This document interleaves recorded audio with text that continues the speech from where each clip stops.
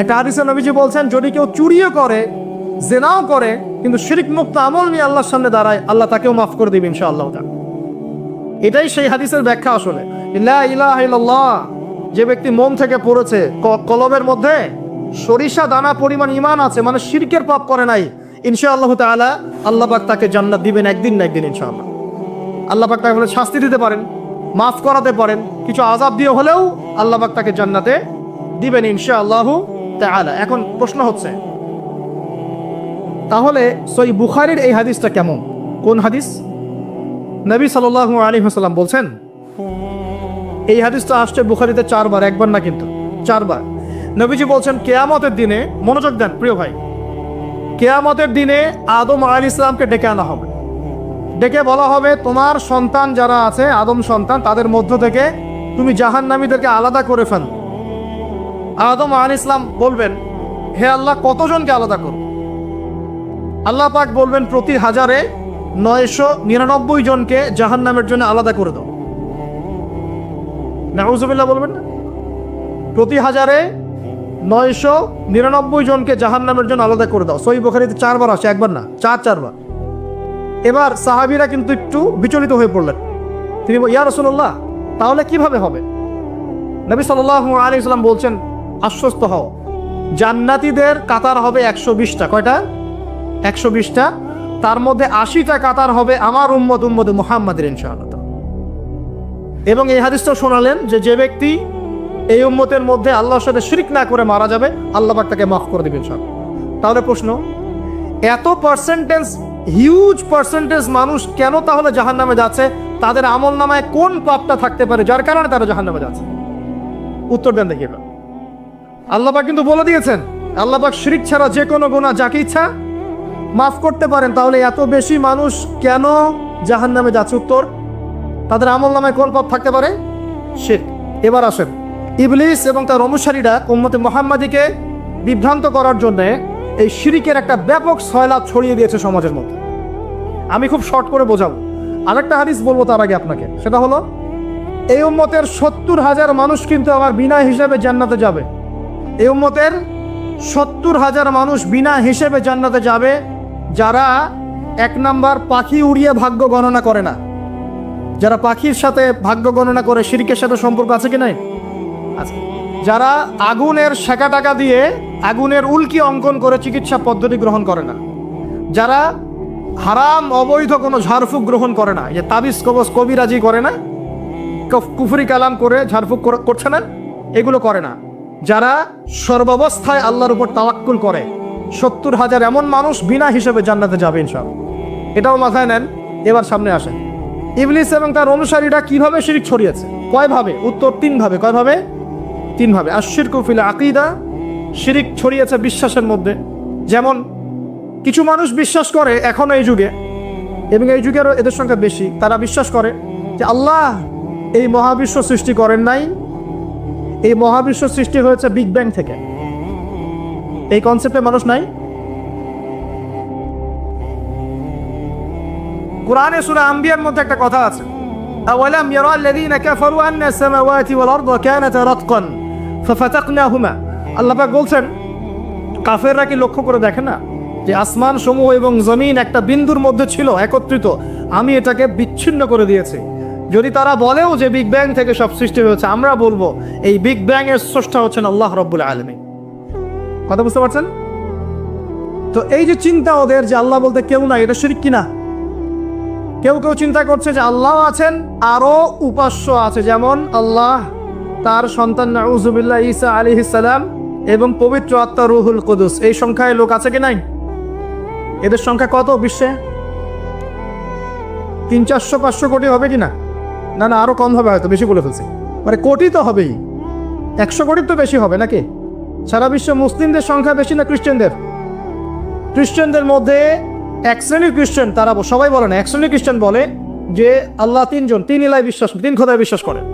এই কয়েকদিন আগে বলেছি আমরা, কি নাউযুবিল্লাহ বলেছে, মেরি ক্রিসমাস বলেছে না, 25শে ডিসেম্বর। এবং মুসলিমরাও এর সাথে একাত্মতা প্রকাশ করেছে। আস্তাগফিরুল্লাহ ওয়া আতুবু ইলাইহি। সূরা মারিয়ামে আল্লাহ পাক বলছেন, তারা এমন একটা কথা বলে, ওয়াকালু ইত্তাখাযাল্লাহু ওয়ালাদা, তারা বলে আল্লাহ সন্তান গ্রহণ করেছেন। নাউযু বিল্লাহ, লাকাদ জিতুম শাইআন ইদ্দা তাকাদু আস-সামাওয়াতু ইয়াতাফাত্তারনা মিনহু ওয়া তানশাক্কুল আরদু ওয়া তাখিরুল জিবালু হাদ্দা। আল্লাহ পাক বলছেন, কথার ওজনগুলো দেখেন। আল্লাহ পাক বলছেন, যখন তারা বলে যে আল্লাহ সন্তান গ্রহণ করেছে, তখন আসমান নিজেই ফেটে পড়তে চায়, জমিন নিজেই চৌচির হতে চায়, এবং পাহাড়গুলো নিজেই থরথর করে কেঁপে ভেঙে পড়তে চায়। যদি আল্লাহ পাক এদেরকে ক্ষমতা দিতেন, যে ইচ্ছা স্বাধীনতা দিতেন, হ্যাঁ করো, তাহলে আসমান ফেটে পড়তো। এখন যখন আমরা বলছি যে মেরি ক্রিসমাস, আসমান ফেটে পড়তো। একদিন 25 ডিসেম্বর ছিল, ওই দিন আমি আবার এয়ারে ফ্লাইও করছিলাম, সম্ভবত কক্সবাজার যাচ্ছি প্রোগ্রাম। তো দেখি যে বিমানের মধ্যেই বলা শুরু করলো যে লেডিস এন্ড জেন্টলম্যান, হ্যাঁ ladies and gentleman, welcome to our flight, এগুলো বলছে। বলার পরে বলছে যে মেরি ক্রিসমাস, সবাইকে ক্রিসমাসের আন্তরিক শুভেচ্ছা। তখন আল্লাহর কসম আমার মনে হচ্ছিল যে এখন মনে হয় প্লেনটা ভেঙে পড়ে যাবে আসমান থেকে, কারণ আমি একটা জানি। আল্লাহ পাক বলছেন সূরা মারিয়ামের শেষের দিকে পড়ে দেখেন, আল্লাহ পাক বলছেন ওয়াকালু ইত্তাখাযার রহমানু ওয়ালাদা, তারা বলে রহমান সন্তান গ্রহণ করেছেন। আউযু বিল্লাহ। তাকাদু আস-সামাওয়াতু ইয়াতাফাত্তারনা মিনহু, এই কথা শুনে আসমান ফেটে পড়তে চায়। ওয়া তানশাক্কুল আরদ, জমিন চৌচির হতে চায়। ওয়া তাখিরুল জিবালু হাদ্দা, পর্বত ফেটে পড়তে চায়, চৌচির হতে চায়। সুবহানাল্লাহ। লাকাদ জিতুম শাইআন ইদ্দা, তোমরা একটা চরম রকম ভয়ঙ্কর মিথ্যা প্রতারণাপূর্ণ কথা নিয়ে এসেছো। যখন বলছে কেউ মেরি ক্রিসমাস, তার মানে সে স্বীকার করছে যে 25শে ডিসেম্বরে আল্লাহ পাক ঈসা আলাইহিস সালামকে জন্ম দিয়েছেন। আউযু বিল্লাহ। তাই কি না? বুঝতে পারেন না কথা? আর আমরা নামাজে বলছি লাম ইয়ালিদ ওয়া লাম ইউলাদ কুল হুয়াল্লাহু আহাদ আল্লাহুস সামাদ। লাম ইয়ালিদ, তিনি কাউকে জন্ম দেন নাই, ওয়া লাম ইউলাদ, তাকেও কেউ জন্ম দেয়নি, ওয়া লাম ইয়াকুল লাহু কুফুয়ান আহাদ। একবার এই সূরা পড়লে কোরআনের 3 ভাগের 1 ভাগ পড়ার নেকি হয়ে যায়। 3 বার পড়লে 1 খতম কোরআনের নেকি হয়ে যায়। এমনি এমনি হয় না, কারণ কোরআনের 3 ভাগের 1 ভাগ হচ্ছে আল্লাহর তাওহীদ। কোরআনের 3 ভাগের 1 ভাগ কি? আল্লাহর তাওহীদ। এই যে 3 ভাগের 1 ভাগ। আর 1 ভাগ হচ্ছে হুকুম আহকাম, কি করবে কি করবে না। আর 1 ভাগ হচ্ছে হিস্ট্রি, ইতিহাস, কি হয়েছে এই পর্যন্ত বিশ্বে। কোরআন 3 ভাগে ভাগ করতে পারবেন আপনি। প্রিয় ভাইরা, এটা শিরক কিনা? এবং কোটি কোটি মানুষ কি এই শিরকে বিশ্বাস করে কিনা? এখন ওই সমাজে গিয়ে যদি আপনি বলেন সামাজিকতার খাতিরে মেনে নিচ্ছি যে এটা শিরক, তারপরে আমি আপোষ করলাম, চলবে? এখন কিছু মানুষ সামাজিকতার দোহাই দেয়। সামাজিকতা কোন সমাজে? যে সমাজ আমাকে শিরক শেখায় ওই সমাজ, যে সমাজ আমাকে হারাম খাওয়া শেখায় সেই সমাজ, যে সমাজে মানুষ বেদাতি আমল করে সেই সমাজ। কোন সমাজের পূজা করবেন? কোন সমাজের ইত্তেবা করবেন? যেই সমাজ নবী সাল্লাল্লাহু আলাইহি ওয়াসাল্লামের আদলে গড়া সমাজ, সেই সমাজের আমরা তাবেদারি করবো ইনশাআল্লাহ। আর যেই সমাজ জাহেলিয়াতের আদলে গড়া, সেই সমাজের তাবেদারি করতে হবে। আল্লাহ পাক বোঝার তৌফিক দান করেন। তো এই যে কিছু মানুষ এখানে শিরক করছে, তারপর কিছু মানুষ কি বলছে যে গ্রহ নক্ষত্র চন্দ্র সূর্যের উপাসনা করা যায়, করছে না মানুষ? কিছু মানুষ কবর পূজা করছে কিনা? করছে কিনা? কিছু মানুষ মাজারের পূজা করছে কিনা? কিছু মানুষ মৃত ব্যক্তির কাছে নজর মানত করে কিনা? কিছু মানুষ মৃত ব্যক্তির কাছে যে কুরবানি জবাই করে কিনা? কিছু মানুষ এই যে জাদুবিদ্যার চর্চা করছে কিনা? তারপরে যে ভাগ্য গণনা করছে কিনা রাশিফল দেখে? কিছু মানুষ টিয়া পাখির মাধ্যমে ভাগ্য গণনা করছে কিনা? প্রত্যেকটা রন্ধ্রে রন্ধ্রে শিরক। প্রথম শিরক হচ্ছে আকীদার, বিশ্বাসের। আল্লাহ ছাড়া কেউ সন্তান দিতে পারে বিশ্বাস করলে শিরক। আল্লাহ ছাড়া কেউ আমাকে পরকালে বাঁচাবে বিশ্বাস করলে শিরক। আল্লাহ ছাড়া কেউ আমাকে ভালো করতে পারে বিশ্বাস করলে শিরক। খারাপ করতে পারে বিশ্বাস করলে শিরক। আল্লাহ ছাড়া কেউ উপকার অপকার করতে পারে বিশ্বাস করলে শিরক। আল্লাহ থেকে সব হয়, এই কনসেপ্টের বাইরে গেলেই শিরক হয়ে যাবে। সব কিছু কার থেকে হয়? তো এই যে লা ইলাহা ইল্লাল্লাহ একটা আকীদার বিষয়, প্রথমে আকীদার মধ্যে শিরক ঢুকেছে। একটা শিরক ঢুকেছে আমলের মধ্যে, আশ-শিরকু ফিল আমাল, আমলগুলোর মধ্যে। কিরকম? এই যে আল্লাহ বাদ দিয়ে অন্য কাউকে সেজদা করা, আল্লাহ বাদ দিয়ে অন্য কারোর জন্য নজর মানত করা, আল্লাহ বাদ দিয়ে অন্য কারোর জন্য যে আপনি কুরবানি করছেন, হ্যাঁ আল্লাহ ছাড়া অন্য কারোর কাছে দোয়া করছেন, সবই শিরক। এই যে আপনি হাতের মধ্যে একটা বালা পরে আছে, বালাটা খুলতে বললে খোলেন না। কেন খোলেন না? আপনার ধারণা এটা খুলে ফেললে আপনার ক্ষতি হবে, রোগ আর ভালো হবে না। এই যে আকীদা, শিরকি আকীদা, শিরকি আকীদা, টাটকা শিরকি আকীদা। যদি মনে করেন যে এটা খুললে, এই যে আংটি একটা পরেছেন মনে করেন, এই নিয়াতে পরে থাকেন যে এই আংটি পরার পরে আমার রোগ ভালো হবে, টাটকা শিরক এটা। এমনি যদি পড়েন সৌন্দর্য বর্ধনের জন্য পড়েছি, কোনো সমস্যা নেই। ইন্নামাল আমালু বিন্নিয়াত। কিন্তু যদি এই নিয়াতে পড়েন এই আংটিটা পড়লে আমার রোগটা ভালো হবে, খুললে আর রোগ ভালো হবে না, ব্যাস শিরক হয়ে গেছে। তারপরে বিয়ে হচ্ছে না, তাবিজ করতেছে, তাবিজ করলে বিয়ে হবে, শিরক হয়ে গেল। আবার একজন একজনকে ভালোবাসে, অবৈধ ভালোবাসা, বৈধটা না অবৈধটা। এখন তার আবার বিয়ে ঠিক হয়েছে এক জায়গায়, এই বিয়ে সে ভাঙাবে, কবিরাজের কাছে গিয়ে বিয়ে ভাঙানি করতেছে, চালাচালি করতেছে, নকশা আঁকতেছে, করে না? স্বামী স্ত্রীর কথা শোনে না, স্ত্রী চলে গেছে কবিরাজের কাছে, গিয়ে বলছে আমার স্বামী আমার কথা শোনে না, তাবিজ করবো, তাবিজ দেন। স্বামী ঘুমায়, বালিশের নিচে দেখে তাবিজ। আছেন এরকম কুফরি কালা? সবই সে। কেউ জাদুবিদ্যার চর্চা করতেছে মানুষ এখন। এবং বিশ্বাস করেন, আমি একটা নিউজ দিই আপনাদেরকে, এখন বিশ্বের একটা অংশের মানুষ সত্যি সত্যি ব্ল্যাক ম্যাজিক বা কালো জাদু করে। ব্ল্যাক ম্যাজিক বা কালো জাদুর চর্চা হচ্ছে, আবার নতুন করে বিশ্বে কালো জাদুর চর্চা হচ্ছে। এবং এর সাথে কিন্তু জিউসরা সম্পৃক্ত আছে। কারা সম্পৃক্ত? ওই যে যারা প্যালেস্টাইন কেড়ে নিয়েছে ওরাও সম্পৃক্ত আছে। তো খেয়াল রাখতে হবে এগুলো থেকে বাঁচার জন্য কি করব? বাঁচার জন্য প্রতিদিন 5 ওয়াক্ত নামাজ, পবিত্র অবস্থায় থাকার চেষ্টা করা, সকাল সন্ধ্যার মাসনুন দোয়া কালামগুলো পড়বেন হিসনুল মুসলিম বই থেকে। আর এই যে আপনার কোরআন তেলাওয়াত, ডেইলি একটু করে কোরআন তেলাওয়াত করলে ইনশাল্লাহ এই ধরনের চোখ লাগা, বদনজর, জাদুটোনা সবকিছু পরাজিত হয়ে যাবে ইনশাআল্লাহ তাআলা। বহু মানুষ জিনের উপাসনা শুরু করেছে। হ্যাঁ, জিন তাবে করছে, জিনকে দিয়ে কাজ করাচ্ছে। এগুলো তো সায়েন্স বিশ্বাস করে না, করে? জিন জাতির অস্তিত্ব আছে কি নাই? ওমা খলাকতুল জিন্না ওয়াল ইনসা, আল্লাহ পাক বলছেন ওমা খলাকতুল জিন্না ওয়াল ইনসা, আমি জিন আর মানুষকে সৃষ্টি করেছি কি জন্যে?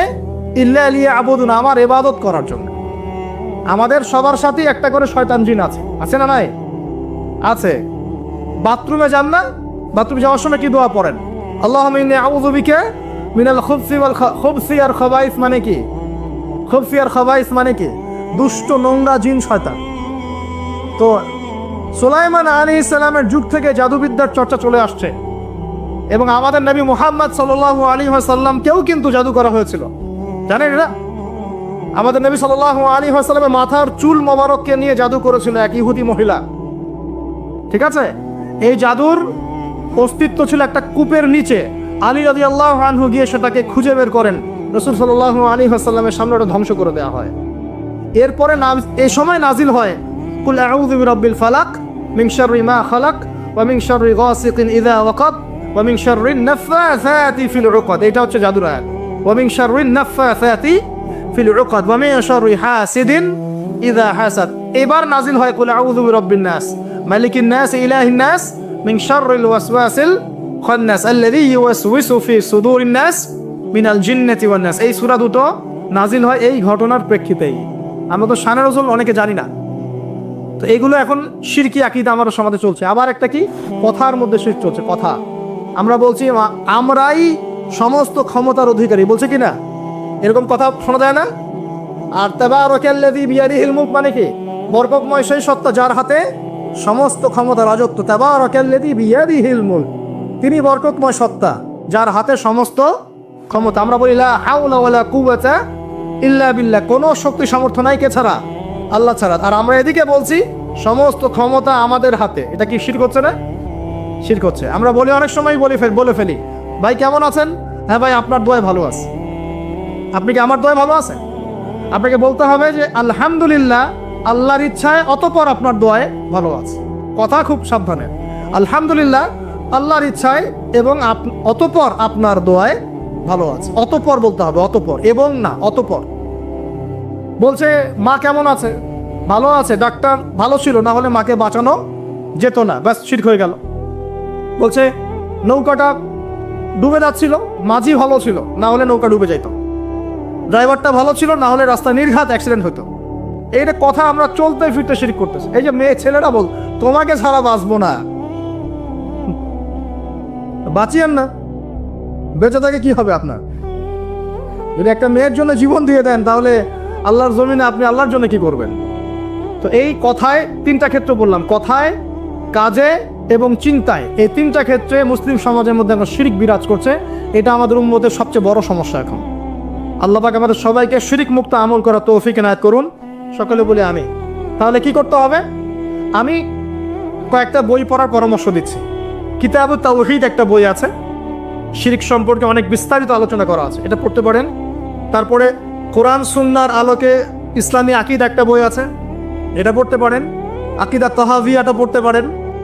আর শিরক সম্পর্কে আরও অনেক বইপত্র বাজারে বের হয়েছে, শিরক কী ও কেন ইত্যাদি টাইপের। এগুলো পড়লে আপনি শিরকের ধারণা পাবেন ইনশাআল্লাহ তাআলা। আল্লাহ পাক আমাদের সবাইকে শিরক মুক্ত আমল করার তৌফিক ইনায়াত করুন, সকলেই বলি আমিন। আর একটা কথা বলি শিরক সম্পর্কে, সেটা হলো আধুনিক সময়ে কিন্তু নতুন একটা শিরক চালু হয়েছে, এটা শুনে রাখেন। সেটা কি? আল্লাহর যত হালাল আছে এগুলোকে মানুষ হারাম করছে দিন দিন, আর আল্লাহ পাকের হারামগুলোকে হালাল করছে দিন দিন। এটা কিন্তু একটা শিরকি আকীদা, এটাও কিন্তু শিরক, জানেন? ইত্তাখাযু আহবারহুম ওয়া রুহবানাহুম আরবাবা মিন দুনিল্লাহ, তারা ধর্মনেতা এবং সমাজ নেতাদেরকে রবের আসনে বসিয়েছিল। এখন আদী ইবনে হাতেম তিনি বলছেন রাদিয়াল্লাহু আনহু, আমরা তো আমাদের ধর্মনেতা বা সামাজিক নেতাদের তো পূজা করি না। তখন নবী সাল্লাল্লাহু আলাইহি ওয়াসাল্লাম বলছেন, তারা কি আল্লাহর হালালকে হারাম করে দেয় না? তোমরা কি তা মেনে নাও না? আবার তারা কি আল্লাহর হারামকে হালাল করে ফেলে না? তোমরা কি তা মেনে নাও না? তখন তিনি বলছেন, বেলা ইয়া রাসূলুল্লাহ, এটা তো আমরা করি। তখন নবী সাল্লাল্লাহু আলাইহি ওয়াসাল্লাম বলছেন, তিলকা ইবাদাতুহুম, এটাই তো ওদের ইবাদত করা। কেউ যদি আল্লাহর হালালকে হারাম করে আর আমরা তা মেনে নেই, আমরা ওদের ইবাদত করছি। কেউ যদি আল্লাহর হারামকে হালাল করে নেয়, হালালকে হারাম করে নেয়, আমরা তার কথা মেনে নেই, তাহলে আমরা তার ইবাদত করছি। আল্লাহ পাক আমাদেরকে এই ধরনের শিরক থেকে বাঁচার তৌফিক দান করলেন। আর একটা সমস্যা বলে শেষ করছি, উম্মার মানে দুর্দশার অন্যতম একটা কারণ, সেটা হলো বেদাত। এটুক বলে একটু বসেন, 10 মিনিট সময় নেব, এটা একটা ইম্পর্টেন্ট টপিক, এটা একটু বুঝতে হবে, খুব ইম্পর্টেন্ট। এই কারণে উম্মার মধ্যে অনেক ফাসাদ সৃষ্টি হয়েছে, ফিতনা সৃষ্টি হয়েছে, এবং মানুষ নবীর সুন্নত থেকে মুখ ফিরিয়ে এখন সব বেদাতি আমল করা শুরু করেছে। আর এই বেদাতগুলোকে মানুষ সামাজিকতা বলে চালিয়ে। নবী সাল্লাল্লাহু আলাইহি ওয়াসাল্লামের সুন্নাহ মানে আল্লাহ পাক কোরআন নাজিল করেছেন, তার রাসূলের হাদিস আছে আমাদের সামনে। কোরআন এবং হাদিস, নবী যেভাবে আমল করেছে আমরা সেভাবে আমল করি, এর নাম সুন্নাহ। সাহাবায়ে কেরাম রাদিয়াল্লাহু আনহুম যেভাবে করেছেন আমরা সেটা করি, এর নাম সুন্নাহ। মানে নবী সাল্লাল্লাহু আলাইহি ওয়াসাল্লাম বলছেন, মাই ইয়াইশ মিনকুম বা'দি, তোমাদের মধ্যে আমার পরে যারা বেঁচে থাকবে, ফাসায়ারা ইখতিলাফান কাসীরা, তোমাদের মধ্যে যারা বেঁচে থাকবে আমার পর, তারা দেখবে অনেক ইখতিলাফ চলছে সমাজের মধ্যে। তো আলাইকুম বিসুন্নতি ওয়া সুন্নতি খুলাফায়ে রাশিদিন মাহদিন মিন বা'দি, তখন তোমাদের কাজ হবে আমার সুন্নতকে আঁকড়ে ধরে থাকা এবং আমার হেদায়েতপ্রাপ্ত খুলাফায়ে রাশিদা সাহাবায়ে কেরাম তাদের সুন্নতকে আঁকড়ে ধরে থাকা। এই সুন্নতের বাইরে যে কোনো কাজ, যে কোনো আকীদা, যে কোনো মতবাদ, এগুলো সবই বেদাত বলে গণ্য হবে। আল্লাহ পাক আমাদেরকে বোঝার তৌফিক দান করুন। যেমন তাওহীদে থাকতে হবে, শিরক করা যাবে না, ঠিক তেমনি সুন্নতে থাকতে হবে, বেদাত করা যাবে না। সুন্নত কেমন? নবী সাল্লাল্লাহু আলাইহি ওয়াসাল্লাম ঘুমিয়েছেন যেভাবে, সেইভাবে ঘুমাবো সুন্নত। নবীজি ঘুমিয়েছেন, ঘুমানোর আগে ওযু করেছেন, ডান দিকে কাত হয়েছেন, আল্লাহুম্মা বিইসমিকা আমুতু ওয়া আহইয়া বলেছেন, সূরা মুলক তেলাওয়াত করেছেন, পারলে আপনি করবেন। আয়াতুল কুরসি পড়েছেন, সূরা বাকারার শেষের 3টা আয়াত পড়েছেন, 33 বার সুবহানাল্লাহ, 33 বার আলহামদুলিল্লাহ, 34 বার আল্লাহু আকবার পড়েছেন, ঘুমিয়ে গেছেন। এখন যদি নবীর সুন্নাহ মতো ঘুমাই, এই ঘুমটাও নেকির কাজ হবে ইনশাআল্লাহ। এখন যদি ঘুমানোর নতুন কোনো তরিকা আমি বের করি, তাহলে নবীর সুন্নতের বাইরে বেদাত হয়ে যাবে। বেদাত শব্দের অর্থ হচ্ছে নতুন আবিষ্কার। একটু মনোযোগ দেন প্লিজ, একটু বসেন, এইটুকু শেষ করে দিচ্ছি। বেদাত শব্দের অর্থ হচ্ছে নতুন আবিষ্কার। সুন্নাহ মানে যেমন আদর্শ, রীতি, আল্লাহ পাকেরও সুন্নত আছে, নবী সাল্লাল্লাহু আলাইহি ওয়াসাল্লামেরও সুন্নত আছে, আমরা তার সুন্নত মেনে জীবন করবো ইনশাআল্লাহ। আল্লাহ পাক তৌফিক দান করুন। ঠিক তাওহীদের বিপরীত যেমন শিরক থাকে, সুন্নতের বিপরীত থাকে কি? বেদাত, মানে নতুন আবিষ্কার। এটাকে 2 ভাগে ভাগ করা যায়, খেয়াল করি একটু আমার দিকে। কয় ভাগে ভাগ করা যায়? 2 ভাগ। একটা হচ্ছে দুনিয়াবি ক্ষেত্রে নতুন আবিষ্কার, একটা দিনের ক্ষেত্রে নতুন আবিষ্কার। দুনিয়াবি ক্ষেত্রে মানে কি? এই যে মোবাইল ফোন আপনার হাতে আছে, এই মোবাইল ফোন কি রাসূলের যুগে ছিল? সাহাবীদের যুগে ছিল? এই যে লাইটিং করেছি, নবীর যুগে এরকম লাইট ছিল? মাইকে কথা বলছি, নবীর যুগে মাইক ছিল? এরোপ্লেন, আমরা এয়ারক্রাফটে সফর করছি, নবীর যুগে এয়ারক্রাফট ছিল? খেয়াল করে দেখেন, আমরা যখন বাহনে উঠছি, আমরা বাহনে উঠে দোয়া পড়ছি, আল্লাহু আকবার, আল্লাহু আকবার, আল্লাহু আকবার, সুবহানাল্লাযী সাখখারা লানা হাযা ওয়া মা কুন্না লাহু মুকরিনিন ওয়া ইন্না ইলা রাব্বিনা লামুনকালিবুন। এই দোয়া বদলে গেছে না যায় নাই? দোয়াটা কি বদলেছে? এই দোয়াটা নবী সাল্লাল্লাহু আলাইহি ওয়াসাল্লাম গাধার পিঠে উঠে পড়েছেন, ঘোড়ার পিঠে উঠে পড়েছেন, ওই সময়কার সমসাময়িক বাহনের পিঠে উঠে পড়েছেন। আমরা এ যুগের সমসাময়িক বাহনের পিঠে উঠে একই দোয়া পড়ছি। দোয়া কি চেঞ্জ হয়েছে না বাহন চেঞ্জ হয়েছে? এই যে বাহন যে পরিবর্তন হয়েছে, এটা টেকনোলজি না, প্রযুক্তি টেকনোলজি। এটা হচ্ছে দুনিয়ার ক্ষেত্রে বেদাত, যেটা সম্পূর্ণ জায়েজ। কথা বুঝতে পারছেন? এটা সম্পূর্ণ জায়েজ যতক্ষণ পর্যন্ত না স্পষ্ট কোনো দলিল পাওয়া যাচ্ছে এটার এগেনস্টে, যেটা হারাম। স্পষ্ট দলিল না পাওয়া যাওয়া পর্যন্ত এটাকে আপনি বৈধ রাখতে পারেন। এটা এক নাম্বার। আরেকটা বেদাত হলো দিনের ক্ষেত্রে বেদাত। দিনের ক্ষেত্রে কেমন? নবী সাল্লাল্লাহু আলাইহি ওয়াসাল্লাম বলছেন, মান আহদাসা ফি আমরিনা হাযা, সহিহ মুসলিম হাদিস নাম্বার 1718। নবীজি বলছেন, মান আহদাসা ফি আমরিনা হাযা মা লাইসা মিনহু ফাহুয়া রাদ। কোন ব্যক্তি যদি এই দিন ইসলামের মধ্যে এমন কোন আমল চালু করে যে আমলের সমর্থনে আমাদের পক্ষ থেকে কোনো প্রমাণ নাই, সেটা ইরাদ বা প্রত্যাখ্যাত, সেটা বাতিল। নবী সাল্লাল্লাহু আলাইহি ওয়াসাল্লাম অন্য হাদিসে বলছেন, মান আহদাসা ফি আমরিনা হাযা মা লাইসা মিনহু ফাহুয়া রাদ, মান আমিলা আমালান লাইসা আলাইহি আমরুনা ফাহুয়া রাদ। দিনের ক্ষেত্রে যদি আমরা এমন কোন আমল করি নেকির আশায়, সওয়াবের আশায়, যেটা রাসূল করেন নাই, সাহাবীরা করেন নাই এবং তাবেঈন ইমামগণ সবার থেকে প্রমাণিত না, এই কাজটা যদি সওয়াবের আশায় করতে যাই যার পক্ষে কোনো দলিল পাওয়া যায় না, সেটাকেই বাতিল প্রত্যাখ্যাত বেদাত বলা হয়। কথা বুঝতে পারছেন কিনা? উদাহরণ দিলে এবার ক্লিয়ার হবে। কয়েকটা ভাবে হতে পারে। যেমন এক নাম্বার ধরন কেমন? মনে করেন যে আপনি হালুয়া রুটির সেমাই খাবেন, খুব ভালো কথা। হালুয়া রুটির সেমাই খাওয়া কি জায়েজ না জায়েজ? এই খাবারটা হালাল না হারাম? হালাল। আপনি এখনও খেতে পারেন, আপনি সকালেও খেতে পারেন, আপনি দুপুরেও খেতে পারেন, যখন ইচ্ছা তখন খেতে পারেন। কিন্তু যদি আপনি কোনো দিবসকে কেন্দ্র করে এরকম একটা সংস্কৃতি চালু করেন যে আজকে 15ই শাবান আমরা সবাই এখন হালুয়া রুটি খাবো, এই যে একটা দিনকে কেন্দ্র করে আপনি একটা নতুন কাজ শুরু করলেন, এই কাজটাকে আমরা বেদাত বলে ফেলছি। মনে করেন আপনি দরুদ পড়বেন, খুব ভালো কথা, দরুদ ভালো জিনিস, দরুদ পড়লে নেকি হয়। কিন্তু আপনি দরুদ পড়লে নেকি হয়, রাসূলের জীবনী চর্চা করলে নেকি হয়, তাকে সালাম দিলে নেকি হয়, সব ঠিক আছে। কিন্তু এখন যদি আপনি নবীর জন্ম দিবসটাকে কেন্দ্র করে এই কাজগুলোকে ঘটা করে করার চেষ্টা করেন, যেটা নবীজি করেন নাই, সাহাবীরা করেন নাই, এটা হলো ধরনগত বেদাত। কথা বুঝতে পারছেন কিনা? দুই নম্বরে আসেন, একটা হয় জিন্সগত। জিন্স মানে প্রকরণ। এটা কেমন? আল্লাহ পাক আমাদেরকে কুরবানি করতে বলেছেন চতুষ্পদ জন্তু। চতুষ্পদ জন্তু বুঝি 4 পাওয়ালা। এখন ঘোড়ারও তো 4 পা আছে। এখন যদি আমরা কুরবানি করতে গিয়ে এখন ঘোড়া কুরবানি করা শুরু করি, বলেন কি বুঝলেন? আচ্ছা ঘোড়া বাদ দেন, মুরগি কুরবানি করা শুরু করলেন, মোরগ কুরবানি করা শুরু করলেন, মনে করলেন যে সমস্যা কি, এটাও তো আল্লাহর সৃষ্টি, হালাল তো, মুরগি খাওয়া তো হালাল, মোরগ খাওয়া তো হালাল, তো গরু ছাগল বাদ দিয়ে মুরগি কুরবানি করলাম, কি সমস্যা? করতে পারবেন না, কারণ আল্লাহ পাক চতুষ্পদ জন্তু কুরবানির কথা বলেছেন। এটা যদি করেন জিন্সগত বেদাত হয়ে যাবে। কথা বুঝতে পারছেন? 3 নাম্বার একটা হচ্ছে যেটাকে আমরা বলি আদাদ বা সংখ্যাগত। যেমন আল্লাহ পাক বলেছেন এশার নামাজ পড়তে 4 রাকাত, ফরজ নামাজ কয় রাকাত? 4 রাকাত। কেউ যদি মনে করে এখন না নামাজ খুব ভালো কাজ, নামাজ পড়লে নেকি হয়, তো 4-এর জায়গায় আমি 5 রাকাত পড়বো, কি হবে? ফজরের নামাজ 2 রাকাত ফরজ। আর কেউ যদি মনে করে নামাজ তো খুব ভালো জিনিস, ভালো কাজ পড়লে কি সমস্যা, নামাজ তো পড়লে নাকি হয়, 2 রাকাত পড়লে নাকি হয়, 4 রাকাত পড়লে আরো বেশি নাকি হয়। আর 4 রাকাত পড়া শুরু করলো, কি হবে? গ্রহণযোগ্য না বাতিল? এটা হলো আপনার এই যে সংখ্যাগত একটা বেদাত হয়ে গেল। কথা বুঝতে পারছেন? আরেকটা হচ্ছে আপনার স্থানগত বেদাত। স্থানগত কেমন? তাওয়াফ করতে হয় কোথায়? মাতাফে। কোথায় তাওয়াফ করে? মাতাফে। হজ করে কোথায়? আরাফার মাঠে। আমরা যদি মনে করি না আজকে আমরা লাঙ্গল কোটে হজ করব, এখানে একটা কাবা বানাবো, এখানেই হজের সব সিস্টেম করব, এখানেই তাওয়াফ হবে, এটা হবে কি? স্থানগত বাতিল একটা কাজ, স্থানগত বেদাত। তাওয়াফ করতে হয় মাতাফে।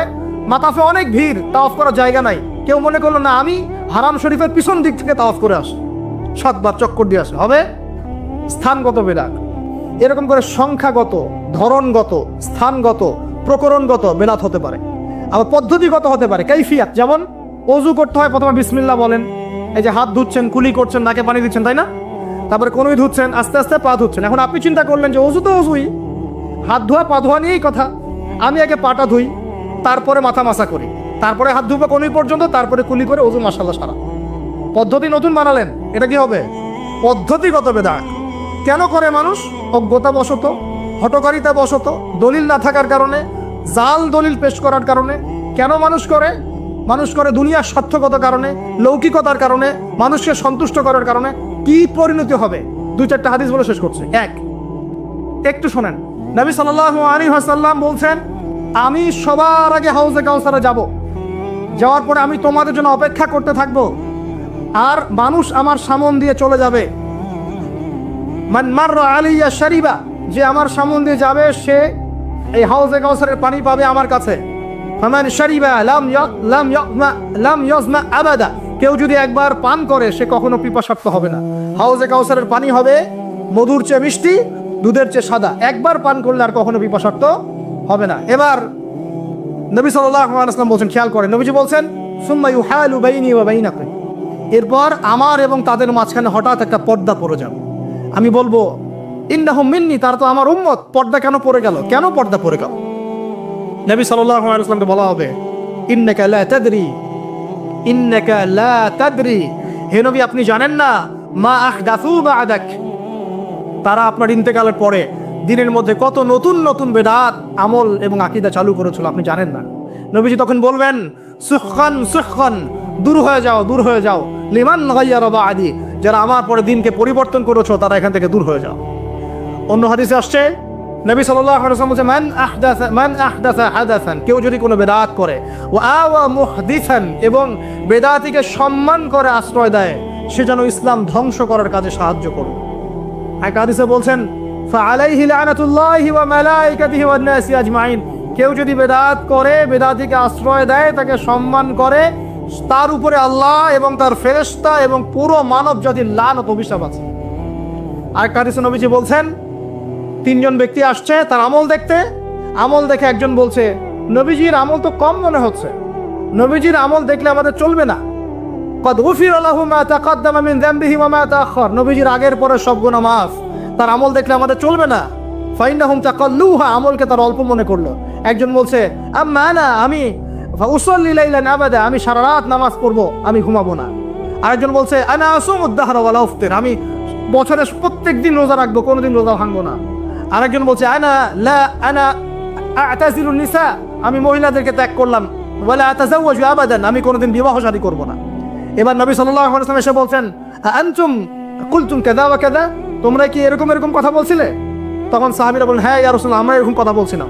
নবীজি বলেন, শুনে রাখো, ওয়াল্লাহি, আমি আল্লাহর কসম করে বলছি, ওয়া ইন্নী লা আখশাকুম লিল্লাহি ওয়া আতকাকুম বিহি, আমি তোমাদের চাইতে বেশি আল্লাহকে ভয় করি এবং আমি তোমাদের মধ্যে বেশি মুত্তাকি মানুষ, তোমাদের মধ্যে সবচেয়ে মুত্তাকি আমি, এবং আমি সবচেয়ে বেশি আল্লাহকে ভয় করি। কিন্তু আনা উসাল্লি ওয়া আরকুদ, আমি নামাজ পড়ি আবার ঘুমাই, রাতে আমি নামাজও পড়ি, কিছু অংশ ঘুমাই। আনা আসুম ওয়া আফতির, আমি সিয়ামও রাখি আবার ছেড়েও দিই, রোজাও রাখি ছেড়েও দিই, তা না আমি সারা বছর রোজা রাখি না। আনা আতাজাওয়াজু নিসা, আমি যে বিয়ে শাদী করেছি, আমার স্ত্রীরা আছে, আমার একাধিক স্ত্রী আছে। ফামান, শোনেন, ফামান রাদিবা আন সুন্নতি, নবীজি বলছেন, কেউ যদি আমার এই সুন্নত থেকে মুখ ফিরিয়ে নেয়, ফামান রাদিবা আন সুন্নতি, কেউ যদি আমার সুন্নত থেকে মুখ ফিরায়, মানে বেদাতি আমল চালু করে, তাহলে কি? ফামান রাগিবা আন সুন্নতি ফালাইসা মিন্নি, সে আমার উম্মতের অন্তর্ভুক্ত না, 1% না। আমাদের দেহের মধ্যেই যে রূহটা আছে, এই রূহটার কি কোনো ব্যাখ্যা করতে পারা গেছে? রূহটা কেমন, কঠিন না তরল না বায়বীয়, ব্যাখ্যা করা গেছে? ইয়াসআলুনাকা আনির রূহ কুলির রূহু মিন আমরি রাব্বি ওয়া মা উতিতুম মিনাল ইলমি ইল্লা কলিলা, আল্লাহ পাক বলছেন, হে নবী, তারা তোমাকে রূহ সম্পর্কে জিজ্ঞাসা করে, আত্মা সম্পর্কে জিজ্ঞাসা করে, তুমি বলে দাও এটা তোমার রবের আদেশ মাত্র, রবের আদেশে এসেছে, আদেশেই চলে যাবে, আর এ বিষয়ে তোমাদেরকে বেশি জ্ঞান দেয়া হয় নাই। তাহলে এই জ্ঞান কি দেয়া হয়েছে আমাদেরকে? জ্ঞান দেয়া হয় না। আর জ্ঞান কি আমরা নিজেরাই প্রডিউস করি না আল্লাহ পাক জ্ঞান দেন? কোনটা? আল্লাহ পাক কি বলছেন? আল্লামাল ইনসানা মা লাম ইয়ালাম, মানুষকে আল্লাহ পাক সেই জ্ঞান শিক্ষা দিয়েছেন যা মানুষ জানতো না। তার মানে সৃষ্টিগতভাবে আমরা জ্ঞানী ছিলাম না। আদম আলাইহিস সালামকে সৃষ্টি করে আল্লাহ পাক কি করছেন? ওয়া আল্লামা আদামাল আসমা কুল্লাহা, আমি আদমকে সৃষ্টি করে তাকে সমস্ত নাম শিক্ষা দিয়েছি, আল্লাহ পাক বলছেন। আদম আলাইহিস সালাম কি সৃষ্টিগতভাবে জ্ঞানী ছিলেন, নাকি আল্লাহ পাক তাকে জ্ঞানী করেছেন? কোনটা? আল্লাহ পাক জ্ঞানী করেছেন। সো জ্ঞান কার পক্ষ থেকে আসে? আল্লাহর পক্ষ থেকে। এটাই হচ্ছে ওয়াকুলিল হাক্কু মির রাব্বিকুম, হক বা সত্য জ্ঞান তোমার রবের পক্ষ থেকে আসে। ফালা তাকুনান্না মিনাল মুমতারিন, তুমি সন্দেহবাদীদের অন্তর্ভুক্ত হয়েও না, আল্লাহ পাক বলছেন।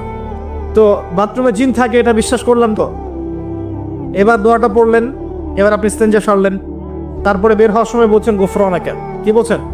গুফরান। আরেকটা দোয়া আছে, আলহামদুলিল্লাহিল্লাযী আযহাবা আনিল আযান ওয়া আফানি গুফরানাকা। ওযু করবেন, ওযুর আগে বলবেন বিসমিল্লাহ। ওযু করার সময় খুব বেশি পানি অপচয় করবেন না, কারণ অপচয়ে সবচেয়ে পটু জাতি এখন মুসলিমরা। অপচয়ে সবচেয়ে পটু জাতি মুসলিমরা। রাষ্ট্রীয় সম্পদ অপচয় করে, গ্যাস অপচয় করে, তেল অপচয় করে, পানি অপচয় করে, সময় অপচয় করে, সবই অপচয় করে। নিজের হায়াতও অপচয় করে। এই তরুণ যুব সমাজ নিজের হায়াত অপচয় করে, অপচয় করে না? অনলাইন কত হায়াত খেয়ে ফেলছে আমাদের। আর ওখানে গেলে আপনি কতটুকু ভালো পাবেন? ভালো যতটুকু পাবেন তার চেয়ে বেশি খারাপ পাবেন। ভালো যতটুকু পাবেন তার চেয়ে বেশি খারাপ পাবেন। হয়তো বলতে পারেন, ভাই আপনাদের লেকচার শুনছি অনলাইনে। শুনছেন, ঠিক আছে, কিন্তু লেকচার শোনার মাঝখানে অ্যাড চলে আসে না? লেকচার শুনলেন, ভালো কথা, আলহামদুলিল্লাহ। একটু পর দেখবেন একটা নগ্ন মেয়ের ভিডিও চলে আসতেছে, একটা গান চলে আসতেছে। আর এগুলো সব অ্যালগোরিদম। অ্যালগোরিদম কিন্তু মুসলিমরা আবিষ্কার করেছিল। এখন সেই অ্যালগোরিদম নিয়ে পশ্চিমারা কি করেছে? অ্যালগোরিদম দিয়ে আপনার ব্রেনটাকে সেট করা হয়েছে। মানে আপনি যেই ভিডিওটা একটু বেশি সময় দেখবেন, ঠিক আছে, বা যে বিষয়ে একটু কথাবার্তা বলবেন, দেখবেন সেটা ওরা ক্যাচ করবে। ক্যাচ করে আপনি যখন পরে ফেসবুকে ঢুকবেন, দেখবেন সেই ভিডিও আপনার সামনে, ওই সিমিলার ভিডিওস আপনার সামনে আসতেই আছে, আসতেই আছে, আসতেই আছে। ওরা কিন্তু অ্যালগোরিদম দিয়ে আপনাকে ট্রেস করেছে। মানে আপনি ফেসবুক চালাচ্ছেন না, ফেসবুক আপনাকে চালাচ্ছে এখন। কথা বুঝতে পারছেন? আচ্ছা, আসুন সামনে যাই। এবার ওযু করলেন, প্রথমে বিসমিল্লাহ বললেন, শেষে বলবেন কি? আশহাদু আল্লা ইলাহা ইল্লাল্লাহ ওয়াহদাহু লা শারীকা লাহু ওয়া আশহাদু আন্না মুহাম্মাদান আবদুহু ওয়া রাসূলুহু। তার আগে মেসওয়াক করে নেবেন। কি করবেন? মেসওয়াক মানে ব্রাশ, ঠিক আছে, কোনো সমস্যা নেই। ব্রাশ করছেন, ওকে, আদায় হয়ে গেছে ইনশাআল্লাহ। মুখ পরিষ্কার করা, দুর্গন্ধ দূর করা। এই যে ওযু করলেন সুন্দর করে নবী সাল্লাল্লাহু আলাইহি ওয়াসাল্লামের মতো, আল্লাহর নবী বলছেন যে ওই ব্যক্তির জন্য জান্নাতের 8টা দরজা খুলে যাবে ইনশাআল্লাহ। জান্নাতের 8টা দরজা ওই ব্যক্তির জন্য খুলে যাবে ইনশাআল্লাহ তাআলা।